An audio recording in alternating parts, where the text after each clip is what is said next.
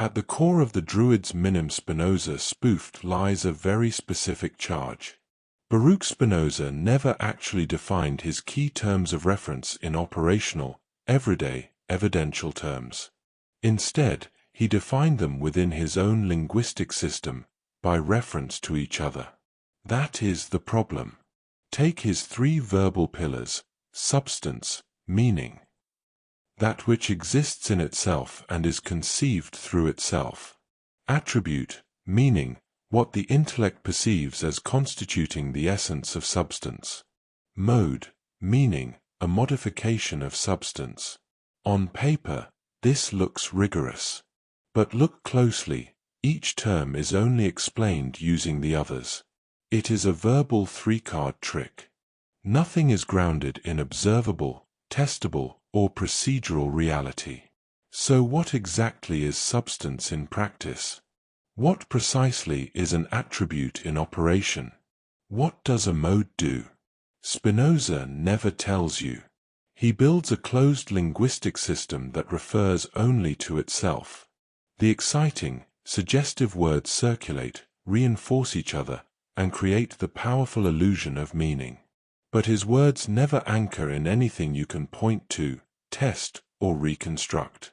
This is where the druid's critique bites. Spinoza did not fail because his system was wrong. He failed because his awesome words are empty placeholders that stand where actual explanation should be. And because he never defines his verbal placeholders outside his system, they remain vacuous. Now let us call Spinoza's second bluff. Even if we grant some meaning to his words, Spinoza never describes the generative procedure of substance. He does not show how one thing becomes another, how bounded identities arise, how differentiation occurs, how local reality is produced. He asserts that everything follows necessarily from substance, but never explains substance nor shows how the generative procedure happens. So we are left with undefined primitives, circular definitions, no mechanism. From the druid's standpoint, that is not ontology. That is structured silence, much verbal ado about nothing. And here is the sting. Because Spinoza's system is written in geometric form, definitions, propositions, proofs, it feels like knowledge. It has authority, precision, inevitability.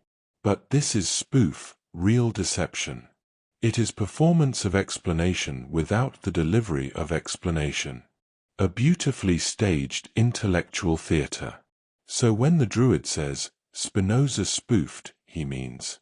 Spinoza spoke at length, with great elegance and internal consistency, but never grounded his terms, never generated actual reality, and therefore never actually said anything about how the world comes to be as it is.